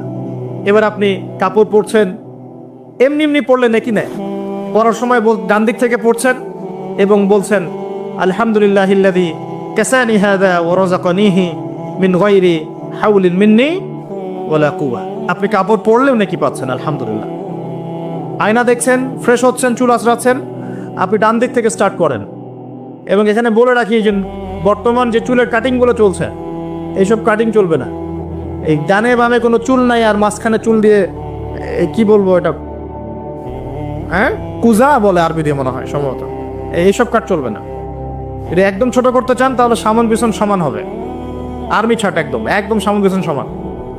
আর না হলে বাবরি, কাঁধ, কান, কানের লতি এই পর্যন্ত আপনি রাখতে পারেন। যার নাই তার তো প্রশ্নই নাই, যার নাই তার তো আর বলে লাভ নেই। যার আছে, নবীজি বলেছেন সাল্লাল্লাহু আলাইহি ওয়াসাল্লাম, যার চুল আছে সে যেন চুলের যত্ন নেয়। কে বলেছেন? তাই ইসলাম আপনাকে চুল আঁচড়ানো শিখিয়েছে। আপনি ইসলামে কি চাচ্ছেন? ইসলাম এমন একটা দিন বা জীবন ব্যবস্থা যেখানে আপনি জীবনের প্রতিটা বিষয়ের সমাধান তো পাবেনই, ইভেন আপনি চুল কেমন করে আঁচড়াবেন সেটাও ইসলাম আপনাকে শিখাবে ইনশাআল্লাহ। হায়েজ হয়েছে, নেফাস হয়েছে, হ্যাঁ, ওযু ইস্তেঞ্জা করেছেন, টয়লেট করেছেন, কিভাবে পবিত্রতা অর্জন করবেন, গোসল ফরজ হয়ে গেছে, কিভাবে গোসল করবেন, কিভাবে নামাজ পড়বেন, কিভাবে পরিবার চালাবেন, কেমন করে ব্যবসা করবেন, কেমন করে সমাজ চালাবেন, কোন বিষয়টা বলা বাকি আছে কোরআন এবং হাদিসে বলেন তো? একটা বিষয় দেখাতে পারবেন যেটা কোরআন এবং সুন্নায় নাই? এটাই তো প্রমাণ করে যে ইসলাম আল্লাহ রাব্বুল আলামিনের পক্ষ থেকে নাজিলকৃত সর্বশ্রেষ্ঠ এবং আসমানি গ্রন্থ, আসমানি দিন, যেটা আল্লাহ পাক জমিনবাসীর জন্য নাজিল করেছেন। কিভাবে আপনি কম্পেয়ার করবেন কোনটা সত্য কোনটা মিথ্যা? আপনি সবগুলো ধর্মগ্রন্থ নিয়ে বসেন, বসে দেখেন যে প্রত্যেকটা ধর্মগ্রন্থের মধ্যে কি জীবনের প্রতিটা বিষয়ের সমাধান আছে কি নাই, সেটাই দেখেন। যদি দেখেন যে না, সবগুলো ধর্মগ্রন্থ ঘেটেছি, শুধু কোরআন এবং হাদিসে পেয়েছি যেখানে প্রতিটা বিষয়ের সমাধান আছে, তাহলে নিঃসন্দেহে এটা আল্লাহ পাকের পক্ষ থেকে এসেছে। সহজ। আর যখন জেনে যাবেন এটা আল্লাহর পক্ষ থেকে এসেছে, তখন আমাদের কর্তব্য তার সামনে আত্মসমর্পণ করা। আল্লাহ পাক আমাদের সবাইকে পরিপূর্ণ মুসলমান হওয়ার তৌফিক দান করুন। ওযু শেষ, এবার যাবেন নামাজে। নামাজে যাওয়ার সময় বাসা থেকে বের হচ্ছেন, আল্লাহর রাসূল শিখিয়েছেন আপনাকে বলতে হবে বিসমিল্লাহ, বিসমিল্লাহি তাওয়াক্কালতু আলাল্লাহ ওয়ালা হাওলা ওয়ালা কুওয়াতা ইল্লা বিল্লাহ বের হলেন, আপনার সাথে একজন ফেরেশতা থাকবেন ইনশাআল্লাহ, শয়তান দূরে চলে যাবে ইনশাআল্লাহ। মসজিদে যাচ্ছেন, যাওয়ার সময় চুপচাপ থাকবেন না, দোয়া পড়বেন, জিকির করবেন। একটা দোয়া আছে, এটাও পড়তে পারেন, আল্লাহ নবী পড়তেন। তিনি বলতেন, আল্লাহুম্মা ইজআল ফি কলবি নূরা, হে আল্লাহ আমার কলবে নূর দাও, ওয়া ফি লিসানি নূরা, আমার লিসান বা জিহবায় জবানে তুমি নূর দাও, ওয়া ফি সামঈ নূরা, আমার শ্রবণ ইন্দ্রিয়তে নূর দাও, আলো দাও। ঠিক আছে? ওয়া ফি বাসরি নূরা, আমার দৃষ্টিশক্তির মধ্যে নূর বা আলো দাও। ওয়া আন ইয়ামিনি নূরান, আমার ডান দিকে আলো দাও। ওয়া আন শিমালি নূরান, আমার বাম দিকে আলো দাও। আল্লাহুম্মা ইজআল ফি নাফসি নূরা, আল্লাহ আমার নফসের মধ্যেই তুমি নূর বা আলো দাও। এরকম দোয়া আছে, আরো অনেক শব্দ আসছে, এটা ছোটটা বললাম, এতে বড় ভার্সনও আছে। এই দোয়াটা অনেক বড়, তো এই দোয়াটাও পড়তে পারেন। নূর বা আলো কার পক্ষ থেকে আসে? দুনিয়াতে যদি আমরা এই জাহেলি পরিবেশে অন্ধকারাচ্ছন্ন সমাজে আমরা যদি আলো চাই, আল্লাহর নূর ছাড়া কোনো গতি নাই। আল্লাহ পাক নূর দিলে আপনি আলো পাবেন। আল্লাহ পাক খিদর আলাইহিস সালামকে নূর দিয়েছিলেন না? নৌকা কেন ফুটা করছেন মানুষ বুঝতে পারছে না, খিদর আলাইহিস সালাম বুঝতে পারছেন ফুটা না করলে সমস্যা আছে, জলদস্যু নিয়ে যাবে। মনে আছে গল্পটা? কোন সূরায়? কোন সূরা? সূরা কাহফ। বাচ্চাকে কেন হত্যা করলেন মানুষ বুঝতে পারছে না, মুসা আলাইহিস সালামও বুঝতে পারছেন না। খিদর আলাইহিস সালাম বলছেন এই বাচ্চাকে হত্যা না করলে বড় হয়ে বড় কাফের হতো, আর পুরো মানে বাবা মাকেও পর্যন্ত কাফের বানাতো। দেয়ালটা কেন নির্মাণ করলেন মুসা আলাইহিস সালাম বুঝতে পারছেন না। খিদর আলাইহিস সালাম বলছেন এই দেয়াল নির্মাণ না করলে এর নিচে এতিম দুই বাচ্চা রেখে যাওয়া বাবা মার সম্পত্তি ছিল, মানুষেরা নিয়ে চলে যেত, এই কারণে করেছে। তো যা সবাই বুঝবে না, যা সবাই দেখবে না, যা সবাই উপলব্ধি করতে পারবে না, আপনি যদি সেটা দেখতে চান, শুনতে চান, উপলব্ধি করতে চান, তাহলে আল্লাহর নূর লাগবে। কি লাগবে? আল্লাহ পাকের নূর এমনি এমনি আসবে না। আগে ফরজিয়াতের উপর আমল করতে হবে, নফল আমল বাড়াতে হবে, সুন্নতের উপর পাবন থাকতে হবে, মনের মধ্যে রোগ দূর করতে হবে। মনে অহংকার রাখলে নূর আসবে না, মনে হিংসা বিদ্বেষ রাখলে নূর আসবে না, সারাদিন গীবত তহমত সমালোচনা গালিগালাজ করলে নূর আসবে না, হারাম খেলে নূর আসবে না।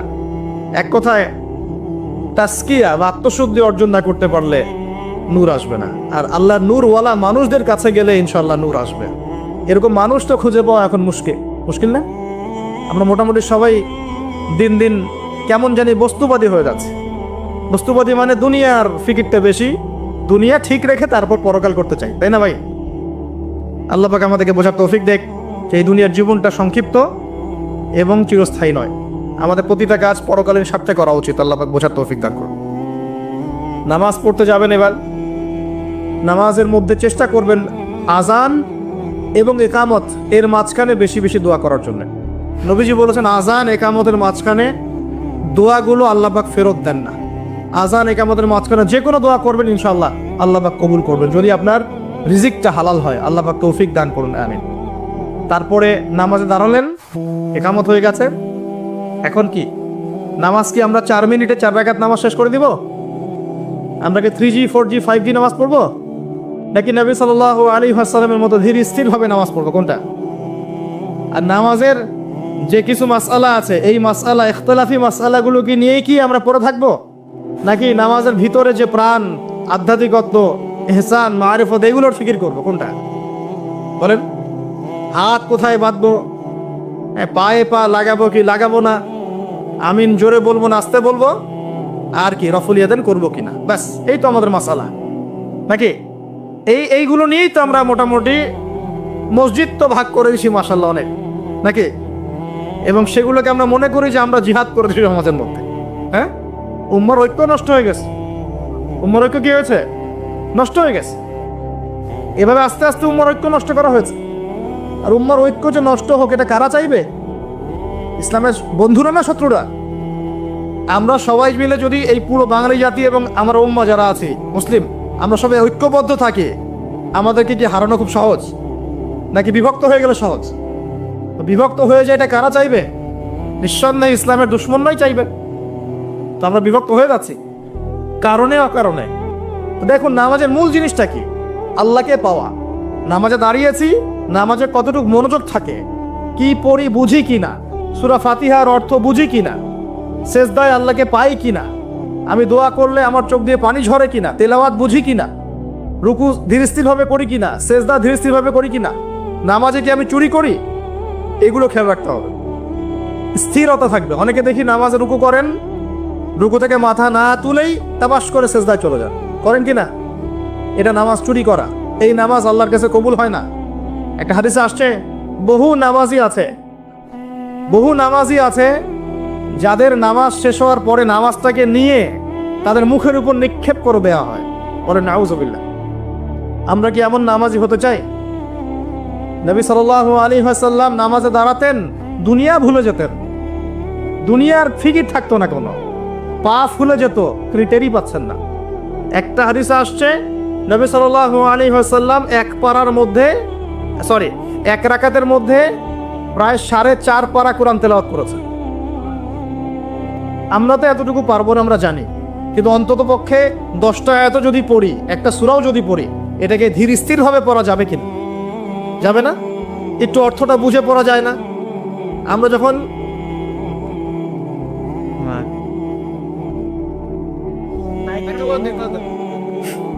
আচ্ছা ঠিক করতেছে, আপনারা অপেক্ষা করেন। আমরা যখন সূরা ফাতিহা পড়ি, আল্লাহ পাকের সাথে আমরা কিন্তু কথোপকথন করি। আপনি কি জানেন? এই হাদিসে শোনেন, যখন আল্লাহু আকবার বলে দাঁড়াই এবং সূরা ফাতিহা সানার পরে সূরা ফাতিহা স্টার্ট করে আমরা বলি আলহামদুলিল্লাহি রাব্বিল আলামিন, আল্লাহ পাক উত্তর প্রদান করেন, বলেন হামিদানি আব্দি। আমরা বলি আর রহমানির রহিম, আল্লাহ পাক বলেন ইসনা আলাইয়া আব্দি। আমরা বলি মালিকি ইয়াউমিদ্দিন, আমরা বলি যখন আল্লাহ পাক তার উত্তর দেন, বলেন মাজ্জাদানি আব্দি। আমরা বলি ইয়াকা না'বুদু ওয়া ইয়াকা নাস্তাঈন, আল্লাহ পাক বলেন হাযা বাইনি ওয়া বাইনা আব্দি। আমরা দোয়া করি, বলি ইহদিনাস সিরাতাল মুস্তাকিম সিরাতাল লাযীনা আন'আমতা আলাইহিম গায়রিল মাগদুবি আলাইহিম ওয়ালাদ-দাল্লিন। এরপর আল্লাহ পাক বলেন ওয়ালি আব্দি মা সাআলা, আমার বান্দা যে পথ চেয়েছে আমি তাকে তা দিলাম আলহামদুলিল্লাহ। এই যে নামাজে আল্লাহর সাথে আমরা মোনাজাত করি, মোনাজাত মানে আল্লাহর সাথে চুপে চুপে কথা বলা। মোনাজাত মানে কি? শুধু এটাকেই মোনাজাত বলে না, মোনাজাত মানে আল্লাহর সাথে চুপে চুপে কথা বলা। আমরা আল্লাহর সাথে ফিস করে ভাবে নামাজে কথা বলি, কতজন ফিল করি? প্রিয় ভাইরা, নামাজ পড়বো ধীর স্থির ভাবে। ওয়ামা খালাকতুল জিন্না ওয়াল ইনসা ইল্লা লিয়াবুদুন, আল্লাহ পাক বলছেন আমি মানুষ আর জিন জাতিকে শুধুমাত্র আমার ইবাদত করার জন্যই সৃষ্টি করেছি। সো এত তাড়াহুড়ার কিছু নাই, নামাজ পড়তেই দুনিয়া আসছি, আল্লাহর হুকুম আহকাম পালন করতেই দুনিয়া আসছি। একটু হোক না, দোকানটা 5টা মিনিট পরেই না হয় খুললেন, ঠিক আছে, ক্ষেত খামারে 5টা মিনিট পরেই না হয় গেলেন, কি এমন হয়ে যাবে? ফরজ নামাজটা অন্তত পক্ষে ধীর স্থির ভাবে পড়েন। বাসায় গিয়ে আপনি সুন্নত পড়তে পারেন, কোনো সমস্যা নেই। নফল নামাজ আপনি ইচ্ছা মতো পড়েন, আল্লাহ পাক তৌফিক দান করুন।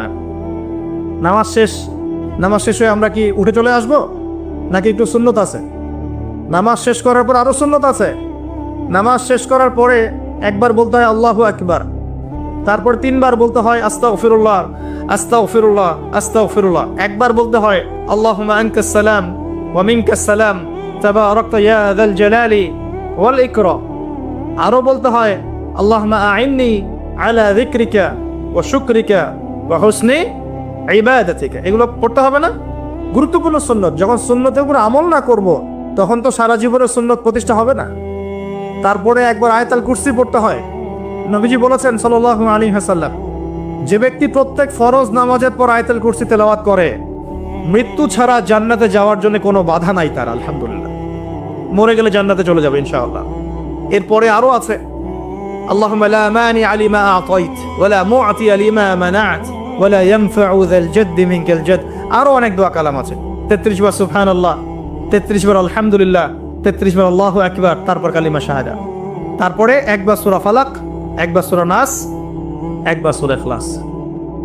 এগুলো পড়ে উঠে আসবেন। আমরা কিন্তু এই সুন্নগুলোর চাইতে এখন ওই মোনাজাতকে বেশি গুরুত্ব দিই, তাই না? মোনাজাত করলেন, উঠে চলে গেলেন, তা সুন্নতগুলো আমল করবে কে? মোনাজাত তো অপেক্ষায় বসে আছেন, সালাম ফিরানো হয়ে গেছে, ব্যাস মোনাজাত 1 মিনিট শেষ, আলহামদুলিল্লাহ শেষ করলেন, কিন্তু সুন্নতগুলো আমল করবে কে? সুন্নতটা কি সরে গেল না? আমি তর্ক করতে আসিনি এই বিষয় নিয়ে, করেন বুঝলাম, আপনি করেন, ঠিক আছে করেন, কিন্তু সুন্নত আমলটা করবে কে? এই জিকির আজগার তাসবিহ তাহলিলগুলো কে পড়বে? তাহলে ওগুলো তো পড়তে হবে নাকি? ওগুলো তো পড়তে হবে।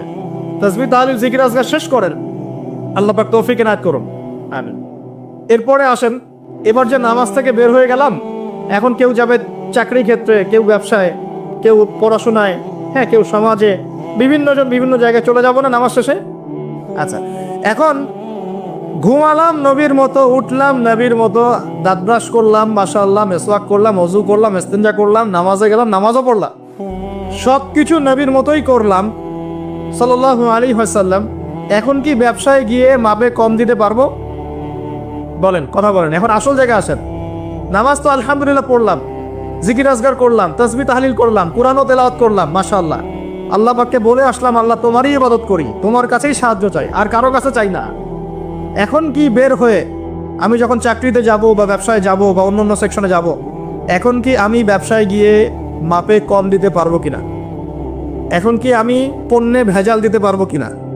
এখন কি আমি মিথ্যা কসম করে পণ্য বিক্রি করতে পারবো কিনা? এখন চাকরির ক্ষেত্রে গেলে আমি কি ঘুষ নিতে পারবো কিনা? আমি কি সুদ খাইতে পারবো কিনা? আমি কি বাজারে কৃত্রিম সিন্ডিকেট তৈরি করতে পারবো কিনা? বাজারে একটা রেট চলছে, আমরা পলিসি করে দামটাকে মজুত করে বাড়াই দিলাম, মানুষকে একটা ভোগান্তিতে ফেললাম, পারবো কিনা? এখানে গিয়ে আমানতের খেয়ানত করতে পারবো কিনা? দায়িত্ব অবহেলা করতে পারবো কিনা? এখানে গিয়ে আমি দুনিয়ার সামান্য স্বার্থে পরকাল বিসর্জন দিতে পারবো কিনা? পারবো? যদি পারি, তাহলে আমরা শুধু নামাজে মুসলিম হয়েছি, জীবনের সব ক্ষেত্রে এখনো মুসলিম হতে পারি নাই। আর যদি আমরা জীবনের সব ক্ষেত্রে মুসলমান হতে পারি, তাহলে ইসলামের বিজয় আসবে ইনশাআল্লাহ। আমার কথা কি বোঝা যাচ্ছে না কঠিন হচ্ছে? এখন পরিবারে আসলাম, তো পরিবারটা ইসলামী আদর্শে করবো না? আমার বাচ্চা কাচ্চা ইসলাম শিখবে না? আমাদের বাসার মেয়েরা মায়েরা পর্দা করবে না? আমার বাসায় তালিম থাকবে না? নাকি অপসংস্কৃতি থাকবে? নামাজ পড়ে এসেই রিমোটটা নিয়ে বসে যাব এই বেহায়া সিরিয়াল দেখার জন্যে? নাকি মোবাইল ফোনে ঢুকে যাব পর্নোগ্রাফি দেখার জন্যে? নামাজ পড়ে বের হয়ে কি সিগারেট ধরাবো? বন্ধুদের পাল্লায় বসে মাদকের আসরে বসবো? নাকি মেয়ের পিছনে ঘুরবো? নামাজ তো পড়লাম, এখন কি হবে? প্রিয় ভাইয়েরা, যদি আমরা প্রকৃত অর্থেই মন থেকে নামাজ আদায় করতে পারি, নামাজ যদি কবুল হয়, আল্লাহ রাসূল বলছেন নামাজ মানুষকে পাপাচার থেকে দূরে রাখে। আল্লাহ পাকও বলছেন ইন্নাস সালাত তানহা আনিল ফাহশাই ওয়াল মুনকার, নিশ্চয়ই নামাজ মানুষকে সমস্ত পাপাচার থেকে দূরে রাখবে ইনশাআল্লাহ। তার মানে যদি বিশুদ্ধ করে নামাজ পড়তে পারি, আমার পক্ষে সহজ হবে পরিবারটা ইসলামিকভাবে করা, আমার পক্ষে সহজ হবে ব্যবসা বাণিজ্য ইসলাম মেনে চলা, চাকরিতে ইসলাম মেনে চলা। সমাজের দায়িত্ব যদি পাই, এখানে কি আমি ন্যায় বিচার করব না অন্যায় করব? জুলুম করব না ইনসাফ প্রতিষ্ঠা করব? খেয়ানত করব না আমানতদারিতা বজায় রাখবো? আল্লাহ পাক তৌফিক এনায়েত করুন যেন জীবনের প্রতিটা ক্ষেত্রে আমরা ইসলাম ফলো করতে পারি। আমরা পিছিয়ে পড়েছি সুন্নতের অবহেলার কারণে, জ্ঞানের চর্চা ছেড়ে দেওয়ার কারণে, জানা অনুযায়ী আমল না করার কারণে, এবং ইসলাম জীবনের সমস্ত ক্ষেত্রে বাস্তবায়ন না করার কারণে। আমি কি বোঝাতে পারছি ভাই? আরো পিছিয়ে পড়েছি হারাম রিজিক খাওয়ার পিছনে। হারাম রিজিক খেয়েছি, দোয়া কবুল হচ্ছে না, পিছিয়ে পড়ছি আমরা। আমরা পিছিয়ে পড়েছি আমাদের মা বোনদের পর্দার গাফেলতির কারণে। আপনি যদি কোনো সমাজকে ধ্বংস করতে চান, তাহলে ওই সমাজের মধ্যে বেহায়া মেয়েদেরকে, নগ্ন মেয়েদেরকে ছড়িয়ে দেন। যদি আপনি কোনো সমাজকে ধ্বংস করতে চান, যুব সমাজের মধ্যে মাদক ছড়িয়ে দেন। আপনি যদি কোনো সমাজকে ধ্বংস করতে চান, তাহলে সমাজের নেতৃত্ব প্রদানকারী মানুষদেরকে করাপ্টেড বানিয়ে দেন, সমাজ ধ্বংস হয়ে যাবে। আমরা কিন্তু দিন দিন এই কাজগুলো করেছি। আমাদের যুব সমাজের মধ্যে মাদক ছড়িয়ে গেছে না? মেয়েদের মধ্যে বেপরদামি ছড়িয়ে গেছে না? এই তো কয়েকদিন আগে দেখলেন না, ফ্রি মিক্সিং নিয়ে এতদিন ধরে কথা বলে আসছি, দেখলেন না টিচার কি করলো মেয়েদের সাথে? আপনি মেয়েকে পড়াতে যাচ্ছেন, পড়াচ্ছেন একজন পুরুষ টিচারকে দিয়ে। 10টা মেয়ে পড়ছে একটা ব্যাচে প্রাইভেট করে, একটা পুরুষ টিচার পড়াচ্ছে। 2 দিন পর ঘটনা ঘটে যাচ্ছে, হচ্ছে না? আমরা এই ফ্রি মিক্সিং মানে নারী পুরুষের অবাধ মেলামেশার ফলে সমাজটা ধ্বংস করে ফেলছে। মেয়েদের একটা ফাংশন আছে, মেয়েদের ফাংশন মেয়েদের ক্ষেত্রে, ছেলেদের ফাংশন ছেলেদের ক্ষেত্রে। একে যখন আপনি মিশ্রিত করে দিবেন, এরকম দুর্ঘটনা ঘটবে, প্রতিনিয়তই ঘটবে, কেউ ঠেকাতে পারবে না। নসিহত করে কি হবে? কারণ নসিহত করে তো সব হচ্ছে না। যাদের হাতে এই ক্ষমতাগুলো আছে, তারা যদি সমাজের মধ্যে ফ্রি মিক্সিংটাকে রোধ করতে পারেন, সমাজের মধ্যে ইনশাল্লাহ দেখবেন একটা সাম্য আসবে, ব্যালেন্স আসবে, এবং ছেলে মেয়েদের মধ্যে এই অবাধ মেলামেশা কমে যাবে ইনশাআল্লাহ। অবাধ মেলামেশার ফলে জেনা বেড়েছে, ধর্ষণ বেড়েছে, পরকীয়া বেড়েছে, আর অনেক কিছু হয়েছে। একটা বাচ্চা মেয়ে পর্যন্ত এখন সেফ হচ্ছে না, বাচ্চা মেয়েকে পর্যন্ত মানুষ ধর্ষণ করে দিচ্ছে না। মানে আমরা আমাদের ছেলে মেয়েদের জন্য কোন পরিবেশ সমাজ রেখে যাচ্ছি ভাবতে হবে তো। আল্লাহ পাক আমাদেরকে বোঝার তৌফিক দান করুন। আমাদের মা বোনদেরকে পর্দা রাখতে হবে। প্রিয় ভাইয়েরা, এটার থেকে গাফেলতির কারণে আমরা পিছিয়ে পড়েছি, আরো পড়েছি। ওই যে বললাম দায়িত্বহীনতা, মানে আমরা মনে করি দিনের দায়িত্ব শুধু আলেম ওলামাদের। এই দায়িত্বহীনতার কারণে আমরা সবাই দিনের ক্ষেত্রে আস্তে আস্তে আস্তে অনেকটা পিছিয়ে আসছি। আরো আছে কারণ হচ্ছে ইসলামের ভিতরে, ইসলামের লেবাজে পোশাকে অনেক মুনাফেক ঘোরাফেরা করছে, এরাও ইসলামকে পিছিয়ে দিচ্ছে। আর ইসলামের প্রকাশ্য শত্রু যারা সারা বিশ্ব থেকে মুসলিমদের নাম নিশান মিটিয়ে ফেলতে চায়, এরা বিভিন্ন এজেন্ডা মুসলিম সমাজে বাস্তবায়ন করছে। এই সমাজে এই এজেন্ডাগুলোর কারণেও মুসলমানরা আজকে পিছিয়ে পড়ছে। আরো কারণ আছে, অর্থনৈতিকভাবে ইসলামিক ভিত্তি আমাদের স্ট্রং হচ্ছে না, আমাদের সুদের সাথে আপোষ করতে হচ্ছে, এই কারণে আমরা পিছিয়ে পড়ছি। আরো ব্যাপার আছে, একটা জাতি উন্নত হয় কিভাবে? ওই যে কিম জং উনকে দেখেন, চিনেন? কিম জং উনকে চিনেন? কোথাকার প্রেসিডেন্ট। তার দেশের মানুষ খাবার খেতে পারে না, আর সে মিসাইল বানায় বসে বসে।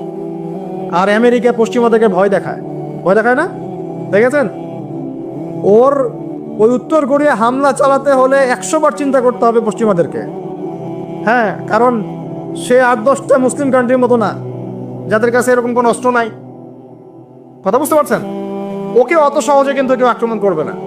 তারপরেও আবার চায়নার সাথে ওর বন্ধুত্ব আছে, রাশিয়ার সাথে ওর বন্ধুত্ব আছে, ঠিক আছে? এর একটা অ্যালায়েন্স, এটাকে জিও পলিটিক্যাল ভাষায় ওদের অ্যালায়েন্স বলে। তো ওরা শক্তিশালী হলো কিভাবে? শুধুমাত্র ফাইন্যান্স দিয়ে না, এখানে পলিটিক্যাল ভিত্তি শক্ত, অস্ত্র শস্ত্র তাদের আছে। এখন বহির্বিশ্বের শত্রুরা ওদের দিকে চোখ তুলতে পারছে না, এত সহজ না।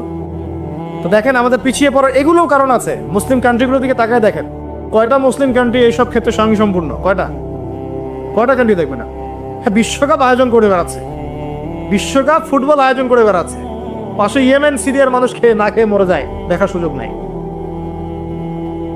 কি করছে? ওইখানে বেস ক্যাম্প দিয়ে রেখেছে পশ্চিমাদের জন্য, ওখানে বেস ক্যাম্প ঘাঁটি দিয়ে রেখেছে পশ্চিমাদের জন্য। এবং বহু মুসলিম কান্ট্রি যারা মানে আমাদের কাছে এখন আইডল হয়ে বসে আছে, তারা উঠতে বললে ওঠে, তারা বসতে বললে বসে, ওদের ইশারায় কাজ করে কিনা? জিও পলিটিক্যাল ভিত্তি দুর্বল, ইকোনমিক ভিত্তি দুর্বল, ফাইন্যান্স দুর্বল, আর আমরা আধ্যাত্মিকত্ব তো দুর্বলই। তো সব মিলিয়ে এই যে 100 বছরে আমরা পিছিয়ে পড়লাম, এখানে 100টা কারণ খুঁজে বের করা যাবে, এত কারণ বলার সময় না। এখন প্রসঙ্গে আসেন, এভাবেই কি চলতে থাকবে না উত্তরণের কোনো পথ আছে? আমরা কি চাই যে আমরা সে আবার ওই ইসলামের সোনালী যুগে ফিরতে পারি? না, গলায় তো সাউন্ড নাই। আমরা তো মনে হয় চাই না যে আবার ইসলাম ফিরে আসুক পরিপূর্ণরূপে। শোনেন, আমরা চাই বা না চাই, আল্লাহ রাব্বুল আলামিন তার নবীর মাধ্যমে জানিয়ে দিয়েছেন সভ্যতা শেষ হবে একজন নবীর হাতে, তার নাম নবী ঈসা ইবনে মারিয়াম। তিনি 40 বছর এই বিশ্ব শাসন করবেন, তার আগে কিয়ামত হবে না। এই যে আলামাতুস সাআ নিয়ে অনেক কথা আমি বলেছি, এটাও শুনে রাখেন, কিয়ামত হবে না ইনশাআল্লাহ যতদিন পর্যন্ত নবী ঈসা ইবনে মারিয়াম আবার না আসছেন এবং 40 বছর বিশ্ব শাসন না করছেন। তিনি কোনো দেশ শাসন করবেন না, পুরো বিশ্ব শাসন করবেন। চিন্তা করতে পারছেন? এখন কি মনে হয় যে মুসলিমরা এরকম জায়গায় যাবে আবারও? আসলে কিন্তু বাইরের চোখ দিয়ে মনে হয় না, কিন্তু সত্যি কথা কি, ইতিহাস এভাবেই টার্ন করবে। কিভাবে করবে, কার মাধ্যমে করবে, আল্লাহ পাক জানেন, আমরা জানি না। আমরা যদি না পারি, আল্লাহ আমাদেরকে সরিয়ে দিবেন, সরিয়ে দিয়ে নতুন প্রজন্ম নিয়ে আসবেন। ওরা যদি না পারে, আল্লাহ ওদেরকেও সরিয়ে দিবেন, নতুন জেনারেশন নিয়ে আসবেন। তারাও যদি না পারে, আল্লাহ পাক কি বলছেন শোনেন। আল্লাহ পাক বলেন সূরা মুহাম্মাদের মধ্যে, ওয়াইন তাতাওয়াল্লাউ ইয়াস্তাবদিল কওমান গায়রাকুম সুম্মা লা ইয়াকুনু আমসালাকুম। তোমরা মুসলমানরা যদি না পারো, আমি ইহুদি, খ্রিস্টান, হিন্দু, বৌদ্ধ তাদেরকে, কুফফারদেরকে হেদায়েত দিয়ে ইসলামে নিয়ে আসবো, তারা আমার হয়ে লড়বে। এটা আল্লাহ পাকের হিকমা। দেখছেন না, দিন দিন মানুষ মুসলিম হচ্ছে না, দিন দিন বহু মানুষ মুসলমান হচ্ছে, কিন্তু দেখছেন এটা কিন্তু রেভলিউশন হচ্ছে, ইসলামের দিকে মানুষ আসছে। যত আক্রমণ হচ্ছে ইসলামের দিকে, তত বেশি মানুষ ইসলাম কবুল করছে, আলহামদুলিল্লাহ। আর আমরা পিছিয়ে পড়ছি। এই যে আমরা যে গরু খাওয়া মুসলিম হয়েছি, আমরা যে জুমার দিন নামাজ পড়া মুসলিম হয়েছি, আমরা মুসলিম পরিবারে জন্মগ্রহণ করে আব্দুর রহমান, আব্দুর রহিম নাম নিয়ে বসে আছি, কিন্তু আসলে রহমানের বান্দার বৈশিষ্ট্য কি আমি জানি না। আল্লাহ পাক আমাদেরকে হেফাজত করুন, আমিন। হতাশ হব না আমরা ইনশাআল্লাহ। একবার, খালি একবার যদি তওবা করে ফিরে আসি, আল্লাহ পাক দুনিয়াও দিবে ইনশাআল্লাহ, আখিরাতও দিবে ইনশাআল্লাহ।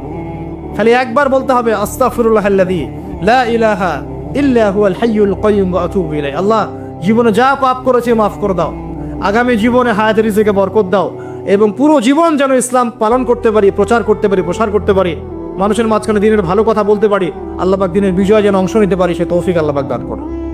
আল্লাহ পাক কবুল করার মালিক না? একটা কাপড় ধুতে 1 বালতি পানি লাগে, কিন্তু জীবনের সমস্ত গুনাহ ধুয়ে ফেলতে চোখের 1 ফোঁটা পানি যথেষ্ট ইনশাআল্লাহ। আল্লাহ পাক কবুল করুন, আমিন। কিভাবে উত্তরণ হবে?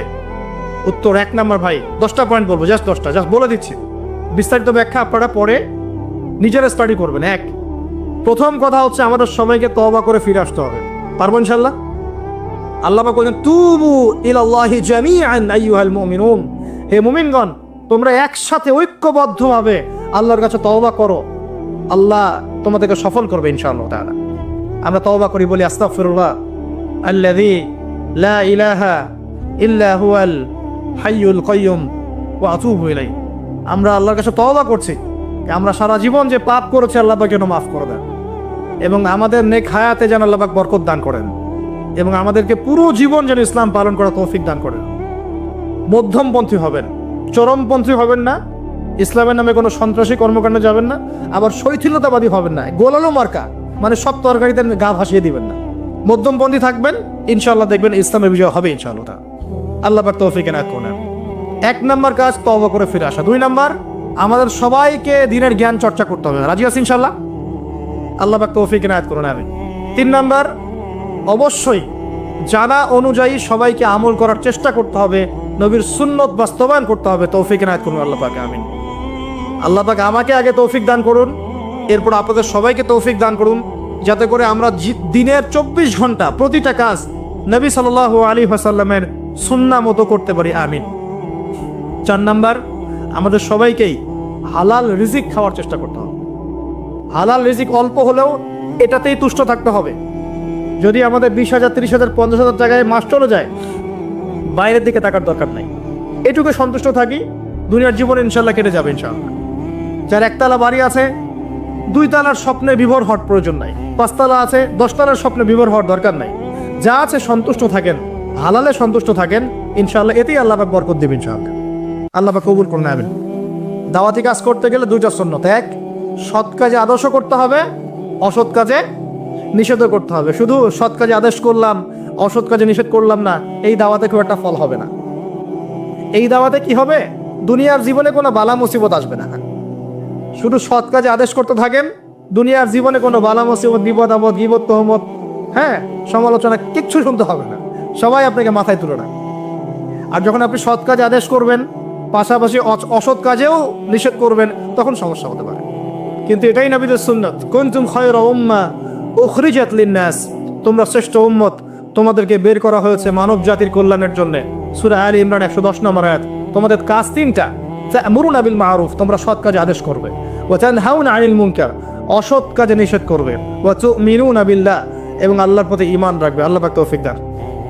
এরপর 8 নম্বর হচ্ছে আমাদের পরবর্তী প্রজন্ম যারা, আমাদের সন্তান-সন্ততি যারা আছে, ওদেরকে ছোটবেলা থেকেই আগামী বিশ্বের জন্য উপযোগী করে মানুষ করতে হবে।